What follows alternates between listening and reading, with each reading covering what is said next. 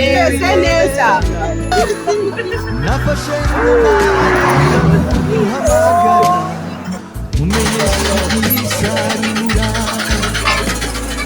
ntugira ibyo ubwami ko bwegereje witegure umese ibishura byawe Ayera Ministries umwe n'abakobwa bacu bari kwiga icyiciro cya 4 bakaba bari hafi gusoza ngira ngo murabona amajipo meza bamaze kudoda n'andi bari gukora n'andi barangije murabona ko bimeze neza bari gushaka kwihangira umurimo reka tubaze umwe mu banyeshuri turebe aho bageze haleluya amen haleluya amen Imana ibahe umugisha turi kumwe rero n'umukobwa mwiza hano bita Nina cyane njye nageze hano muri Ayera nta kintu na kimwe nzi sinari nzi no kunyonga sinari nzi no gushyira ubudodo ariko maze kumenya ibintu byinshi cyane pe ubu namwe nabadodera nanjye nakwidodera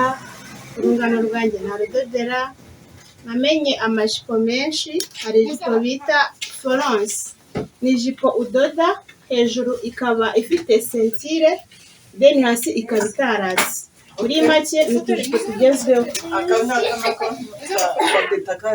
iyi ngiyi bayita ijipo y'amapuri iba irimo amadinda manini iyi nayo ni njye wayidoze hanyuma akangaka nako ni akajipo kagezweho ku isoko ku bantu b'abasirimu akaba akita samunene ni ijipo ya duruwate ukora hanyuma hasi ugashyiraho akantu k'ivara karimo utuntu tw'utudinda rero mu by'ukuri ni byinshi maze kudoda nadoze amaribaya afite inugu ajya afite inugu mbese ni byinshi biri hafi gusoza ndashimira cyane umubyeyi wacu waduhisemo tukiga nta kibazo dufite pe dufite umwarimu twigisha neza turasobanukirwa ikindi iyo tuhageze turaganira ugasanga umuntu uje ababaye arishimye ntacyo nabona ngo usibye Imana itanga imigisha gusa nkaba mbana n'abavandimwe mu kudoda mu mushinga wa Ayera Ministries rero nageze hano ntazi kunyonga ntazi gufata urudodo ntazi ngo kudoda bigenda bite nkabona buri wese adoda nifuza ko nanjye nadoda nkaba umwe mu bakozi badoda rero kuva nagira hano narishimye cyane kugeza ubwo akajipo ni wakadoze akajipo n'inzu wakadoze na kamwe k'amadini hari nyine ijipo y'amapuri hari n'indi jipo ya Florence nadoze n'iribaya ubu aho ngeze hano nashobora kwidodera nkadodera n'abandi rero nshima umubyeyi wemeye kutugirira icyizere ari bo wowe nshima cyane ko wadufashije ukadukora aho twari turi tukaba tugeze heza cyane kurusha aho twari turi rero warakoze cyane kutugirira icyizere ntabwo wabyumva uburyo twishimiye Imana ikimuha umugisha mu byiza byose udukorera ukorera abana b'abanyarwanda ni byinshi cyane bakorera kandi turabibona ukabakura mu bwigunge twihangira umurimo murabizi ko yari ari umuryango nyine uvuga ubutumwa rihembura imitima none mwumva mwarahembutse cyane gahunda y'ibyerekeye aba bakurikiye ko mwahembutse twarahembutse twarishimye Imana yacu yarakeye yego rwose hano hari undi mubyeyi nawe ufite akajipo keza gateye ni keza iyi jipo ni iyi uba uri kudoda iyi jipo ni Florence iyi ni Florence rwose ubu nanjye ndi umubyeyi w'abana babiri nanjye ndi umwe mu bo Ayera Ministries yafashije twaje hano tubabaye ariko mu by'ukuri twarishimye ubu nanjye ndi umwe mu bantu batera imashini ku muhanda nkaba nabasha gutunga abana ukajya no mu nzu ukakora atoriye nini rwose mugakora amasosiyete aka nako wakoze aka ni ak'amapuri ni Florence nayo. Iyi ni Florence. Nayo ni Florence. So wariyongeje n'amaribaya muzi kuyakora. Amaribaya ay'intugu n'adafite intugu byose twarabikoze n'ishati ya kinyejana.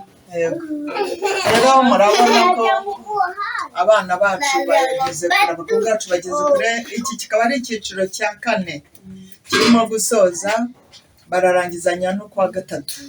Bageze hagati kwa kabiri barangiza, mu kwa gatatu barangize, hanyuma tubahe impamyabushobozi zabo z'uko barangije.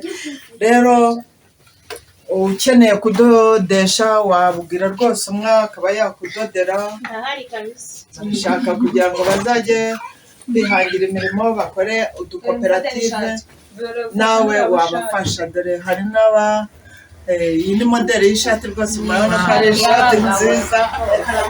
ameze neza.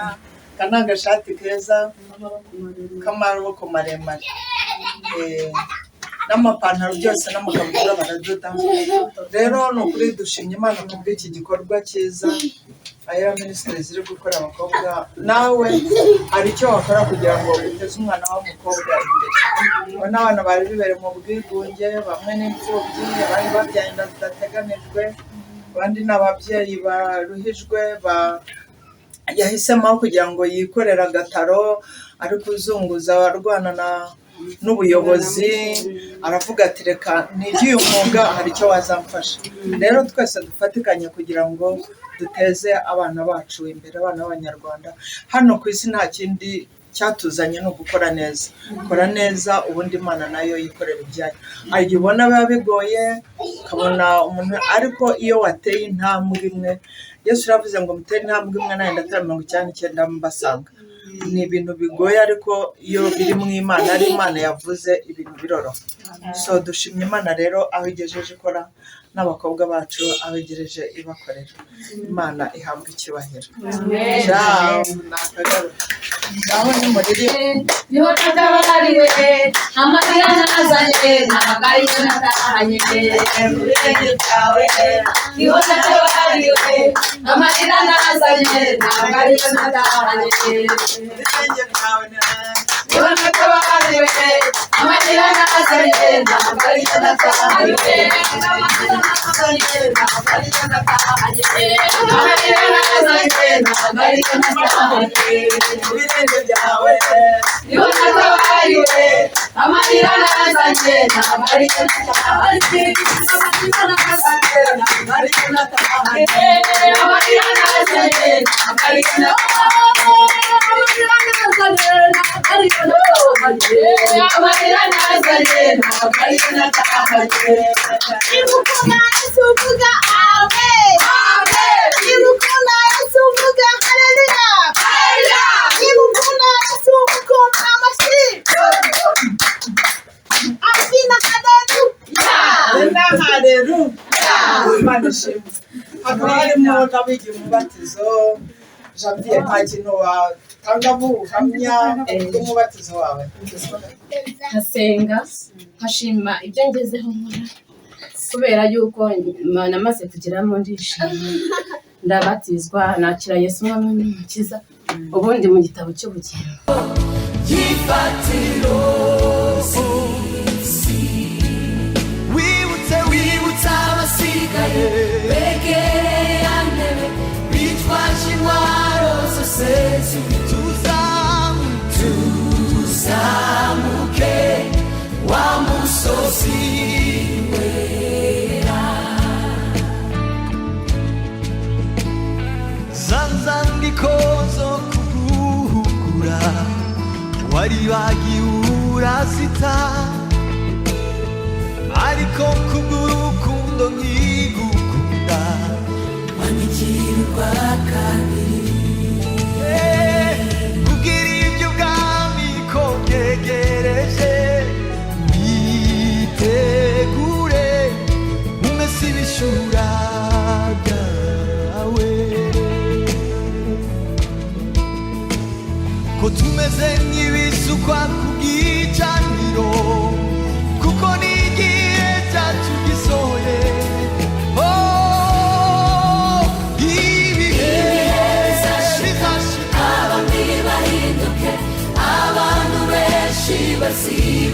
bazibagira rya jambo ry'ifatiro